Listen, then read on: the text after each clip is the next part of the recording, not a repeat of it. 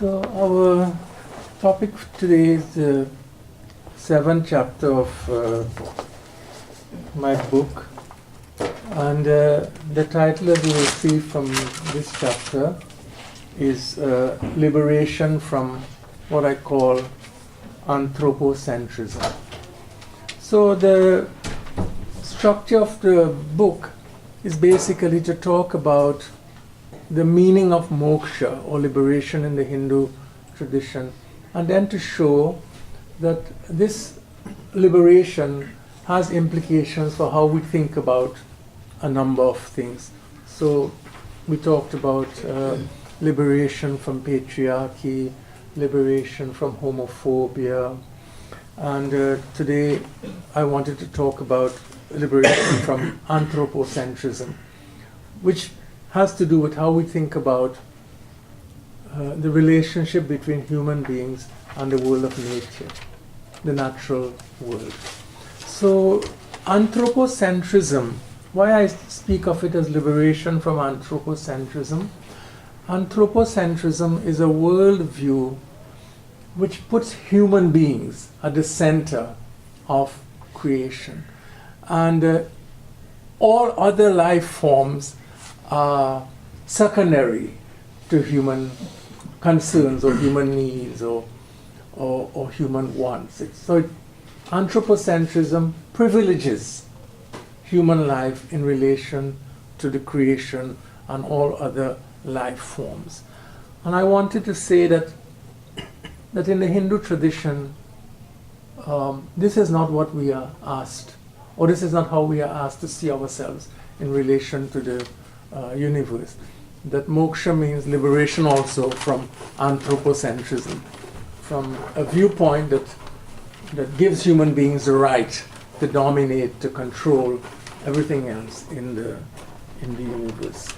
So I am looking at this issue, as you can see in this chapter. I am not an economist. I am not a policy maker. I am a student of religion, and so I'm looking at this from a religious, or as we say, from a theological standpoint. This is my concern or my focus. So scholars who have studied this issue, the issue of the relationship between human beings and nature in the Christian tradition, in other religions, Christianity or Islam or Judaism, they have said, or they have noted, that what they call a dualistic worldview, and by a dualistic worldview I mean, or they mean, one that separates God from the natural world. It's a worldview in which God is out there, some way, in some spatial sense, or perhaps even in some time sense or temporal sense, distant and apart from the universe. This dualistic worldview has contributed to our degradation or our exploitation of the natural world. And some of these traditions not only speak of God as being apart from or separate from the universe, but they also seem to give human beings the right to control everything else and to use everything else for human ends or human purposes. So what they suggest is that this radical separation of God from the world has contributed to a loss of the sacredness of the world, what they speak of as a desacralization of the world, a reduction in the value of the world, in the sacred significance of the world, that then has allowed a certain way of using and abusing nature. So in these traditions, therefore, and of course, I'm also generalizing here, there is a sort of a radical anthropocentrism that emphasizes human control and domination. Now, in the Hindu tradition or Hindu traditions, and especially if we think of Hindu non-dualism or the Advaita tradition, but I would say this is also true of a Vishishta Advaita, of Ramanuja, another important Hindu tradition. God is not, or the divine, whatever name we choose, Brahman, is not separate and apart from the world. These are not radically dualistic traditions. God is not out there and the world is here, and there is some spatial separation between the two.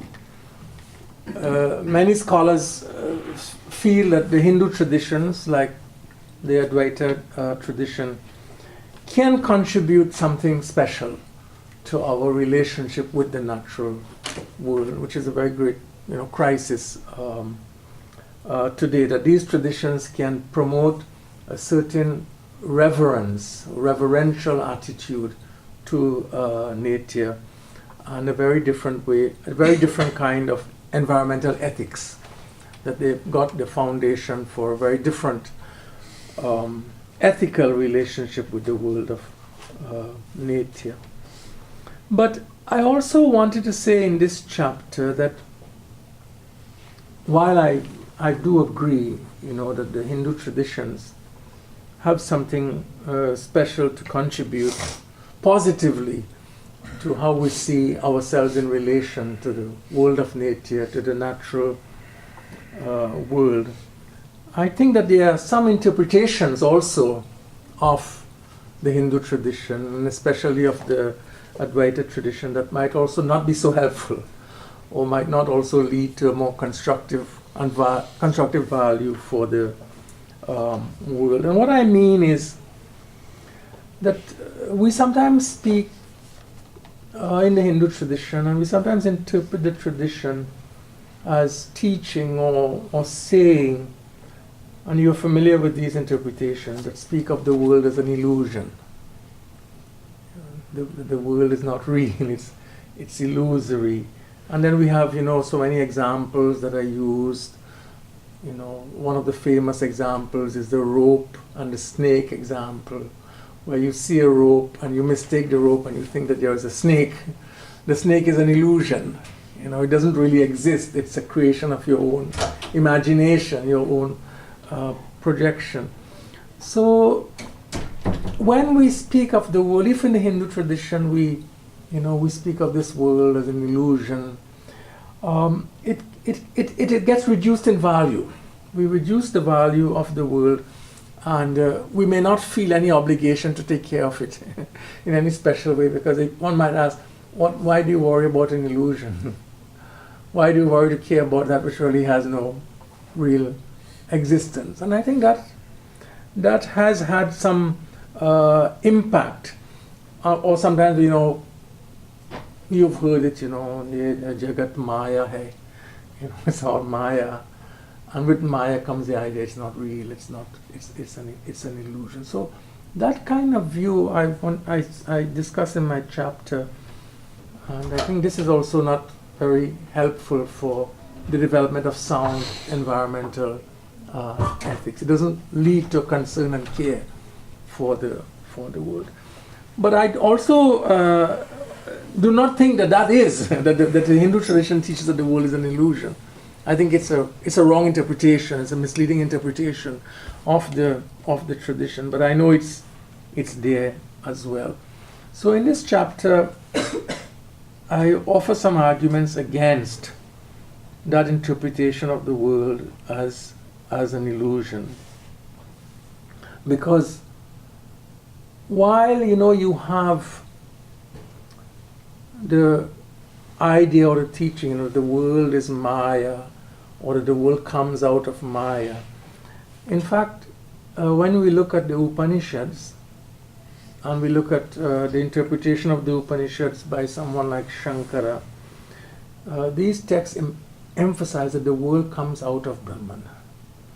It is not Maya. It is Brahman Kalpita. It emerges out of Brahman. And Shankara is very, very clear in his commentary on these verses. He says, that this universe that we see before us, it does not emerge out of unconscious matter or jada or insentient matter. It does not emerge out of nothingness. It emerges out of this Sarva Shakti, Sarvagya Brahman. Brahman who is, all-knowing, Sarvagya, and who has all powers of creation.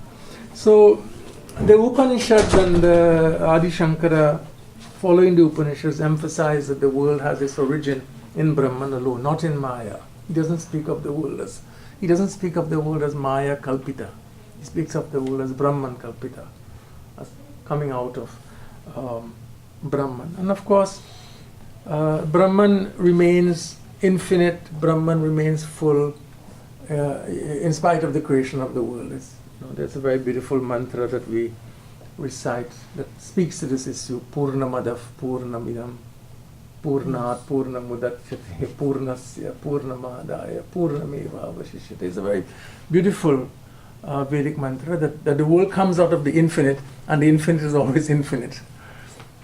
The infinite is not less infinite because the world has come out of. That's the gist of the Purnamada mantra.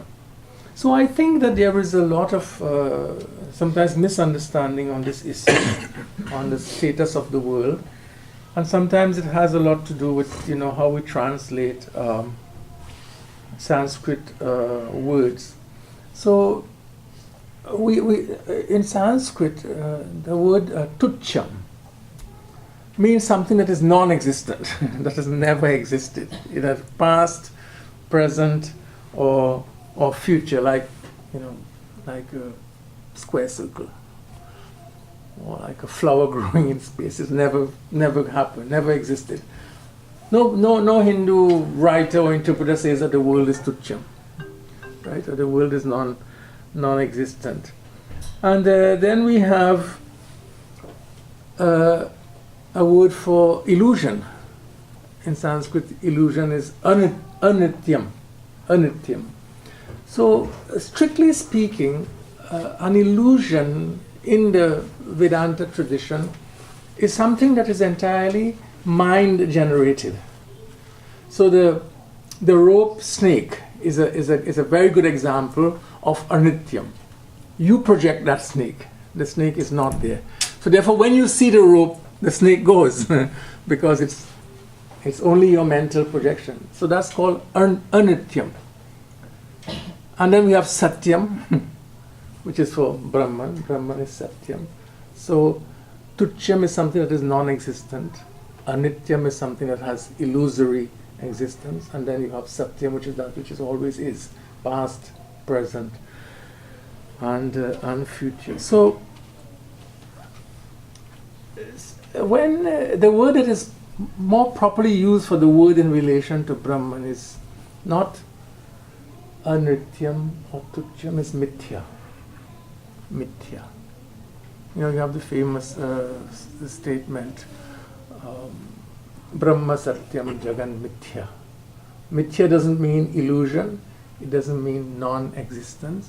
Mithya means something that exists but which depends on something else for its existence. That which has no independent existence is called mithya. It's not illusion. It simply has dependent existence. It depends on something else. So, what the Hindu tradition is asking us to do is that when we look at the world, we see, the names and forms, but we don't see the reality upon which these names and forms depend.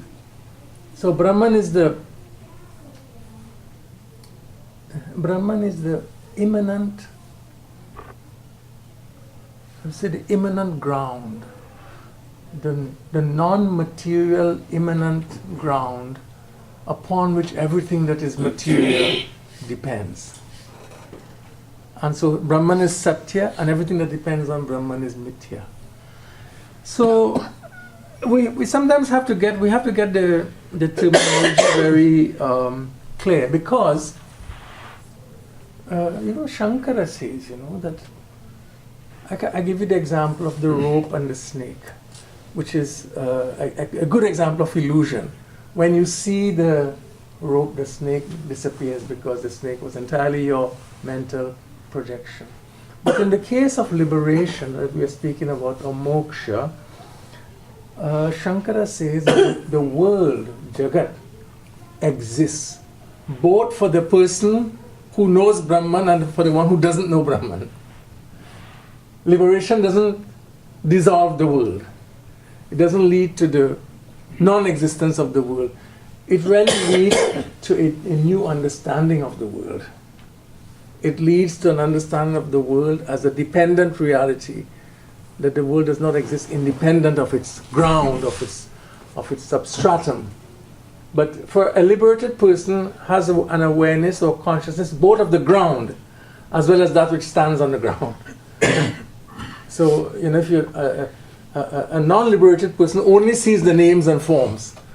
The liberated person sees that which is the substance, the reality of the names and forms, or at least knows that that is there.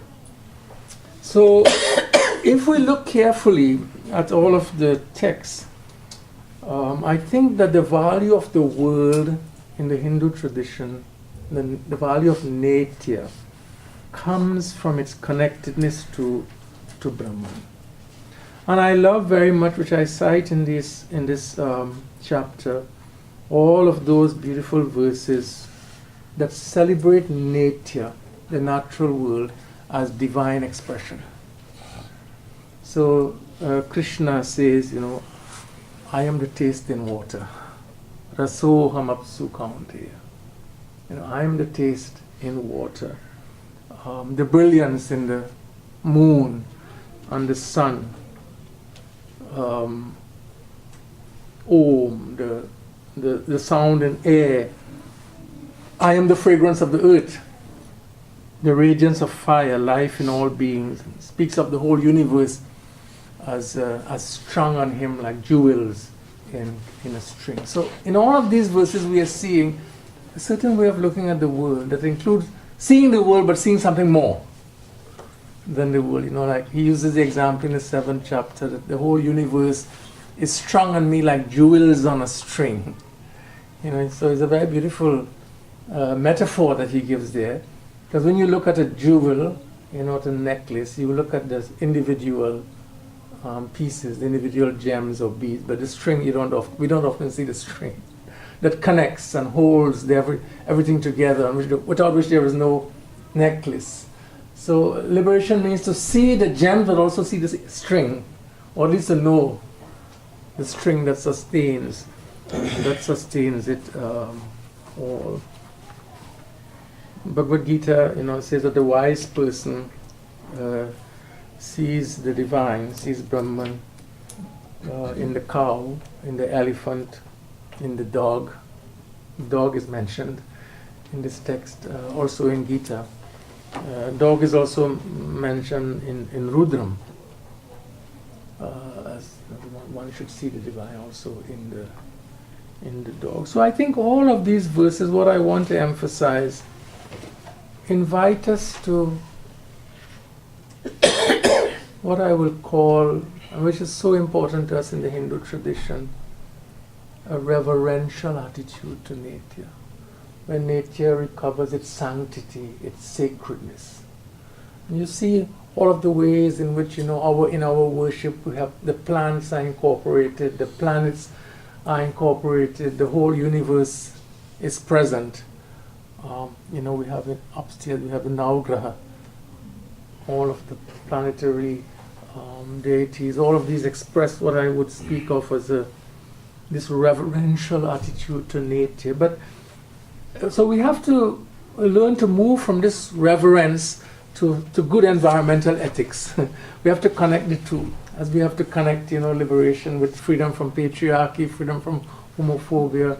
We also have to connect this deep value for the world with a certain ethical way of being in the world. And I think the tradition has all of the resources to do this. The Bhagavad Gita speaks of, especially in the 4th chapter, of a reciprocal relationship between human beings and nature. It calls it, it speaks of it as a yajna way of being, the yajna mode of being. And Krishna says, one who doesn't follow the yajna way of being is a thief. One who takes from the world without giving back.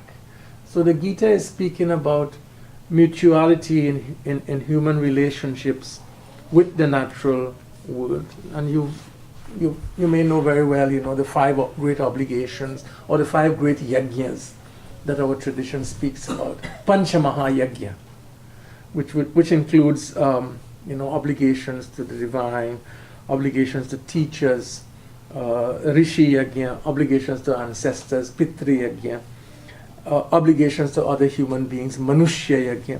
But included there also is Bhuta Yajna, obligations to the natural world. So the tradition is already connecting teaching with way of being in this Yajna idea. Yajna is where these two things come together.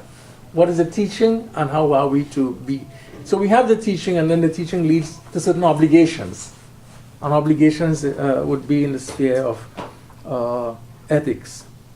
So because we receive so much, we also have to be generous in giving. And Gita says, that when a community acts in the spirit of yajna, there is prosperity both in the human world and in the natural world.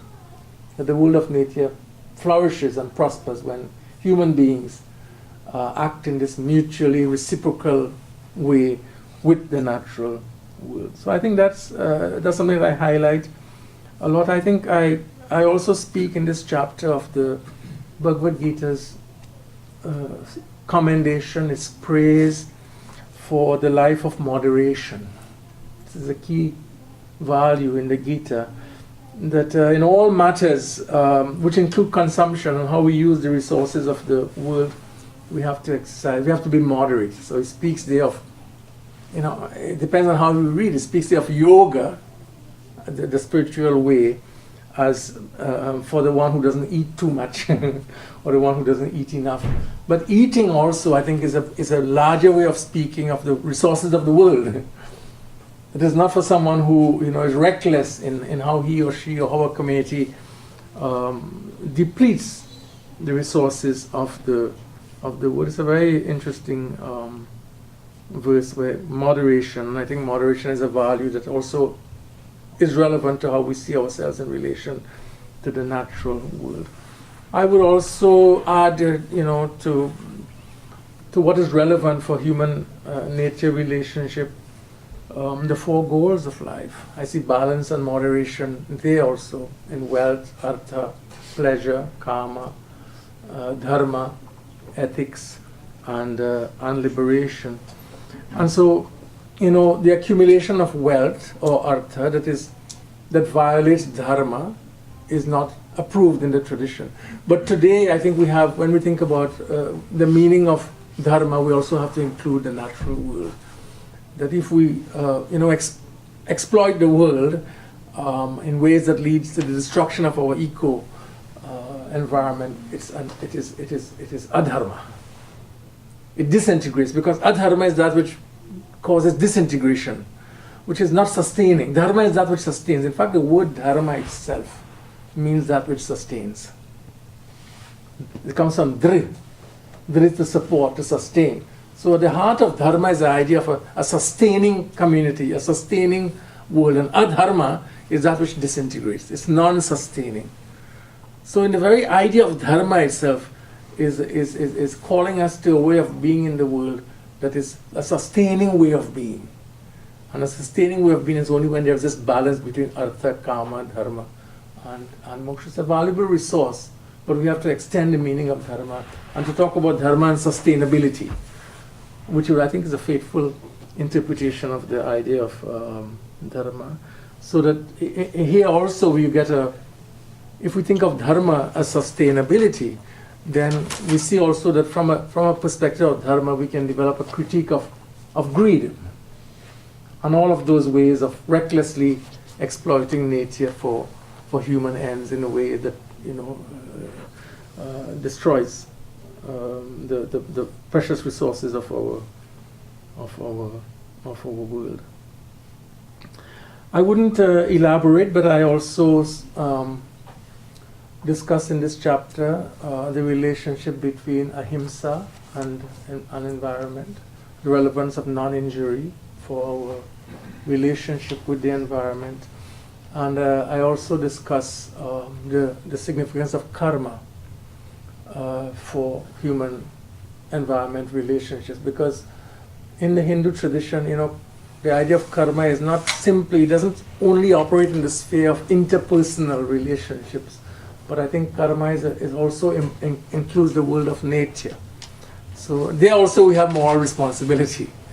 It's not that we can treat each other good, but we can treat nature in any way that we want. I don't think that's fair to the idea of karma. So karma includes how we treat animals, our care for the world of animals, our care for the world of nature. All of these come under the moral law of karma. So karma also gives us a very valuable resource for ethics, and in thinking about what our tradition asks us in relation to the natural world. And we have so many examples that can illustrate that karma has always been thought of in this larger sense of of going beyond the interpersonal human to the world of nature as well. That how we treat nature, if we exploit nature, we ultimately destroy ourselves. You can't hurt and damage the natural world without also damaging the human world. They are so interlinked and deeply connected, and the connection there is our understanding of karma. That the consequences, we are part of this interrelated fabric of existence, that if we damage the fabric in one way, eventually we begin to undermine and cause disintegration of the fabric of our own lives.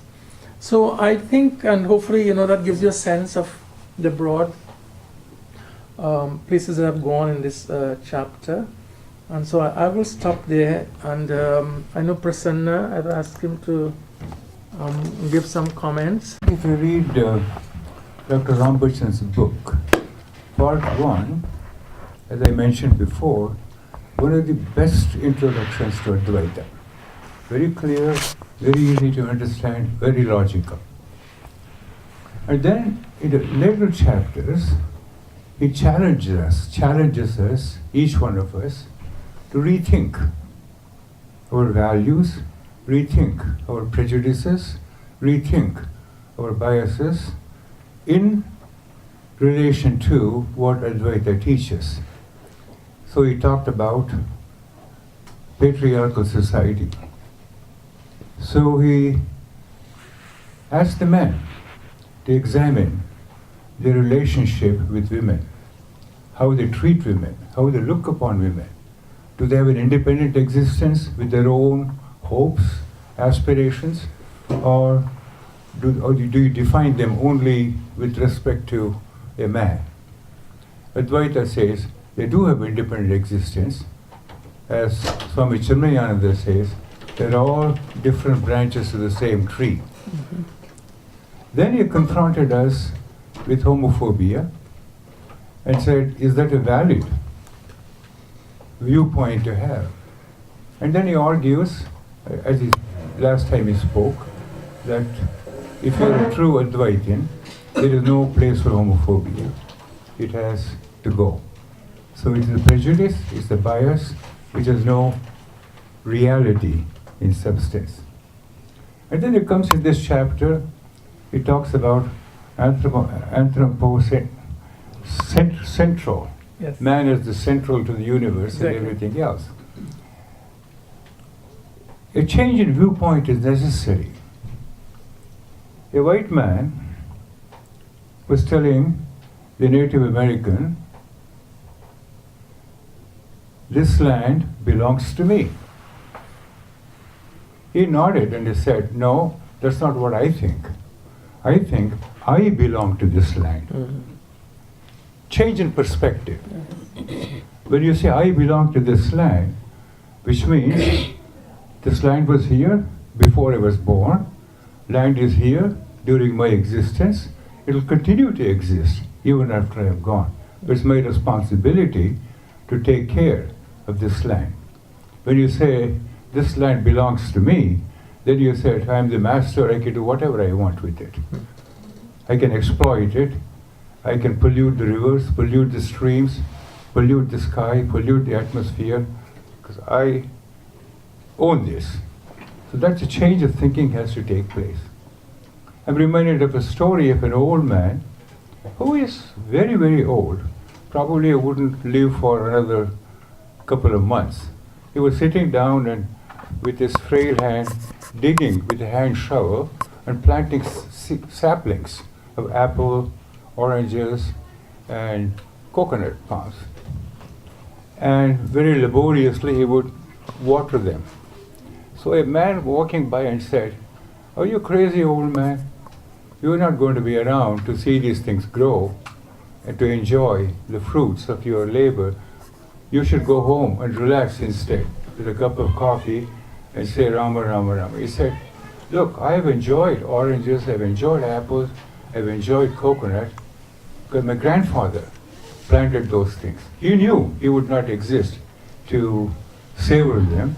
It is for the grandchildren. So I may not be here, but your children will enjoy it. My grandchildren will enjoy it." That's the attitude of showing respect for what is. That's one of the reasons why they always say, if you cut down a tree, plant two. If you cut down a tree for some construction purposes, you plant 2 trees. So the green. Now if you look from that point of view, Advaita is very eco-friendly philosophy. It's a green philosophy. Lastly, I think what Rambachan was trying to ask us to remember is to lead our lives with 3 R's in mind. Never forget those 3 R's in your daily life. Reduce, reuse, and recycle. That's the mantra now. Reduce, reuse, recycle. Well, Advaita said long time ago, reduce, reuse, recycle is the way you behave yourself in this cosmic wheel and don't upset the equilibrium of the wheel. That's what I think Advaita is trying to say. So I'm more conscious now of the 3 R's than I was, let's say, a few years ago. You look at the Minneapolis city, they banned plastic things. The first reaction is, how am I going to live? Well, reduce, reuse, and recycle. People live without plastic. We have lived without plastic bags when I first came here. So it's just a question of, it's a little pain in the neck, but once you get used to it, it is no big deal. It's really no big deal. So its way of thinking is what is involved here. And I agree with you, the world is not Maya, is illusory, it is very real, as real as anything else. But what Advaita tells you is, once you understand the nature of the world and the nature of the Brahman, you look at it from a different point of view. You look at it from a different point of view, that's all. That's all it says. It's the viewpoint that changes. Instead of saying, this land belongs to me, you say, I belong to this land. It has a huge impact on the way you interact, the way you react with nature. And that's the message that he gives here. So, reduce, reuse, and recycle. Thank you, Prasanna. Thank you so much. I think, he connected very well teaching with the practical, ethical ideas. So, I appreciate that. Thank you. Kayena vacha manasendriyaiva buddhyatmana va prakritir svabhavat karomi yadyat sakalam parasmai narayanaayeti samarpayami. Om Shanti Shanti Shanti.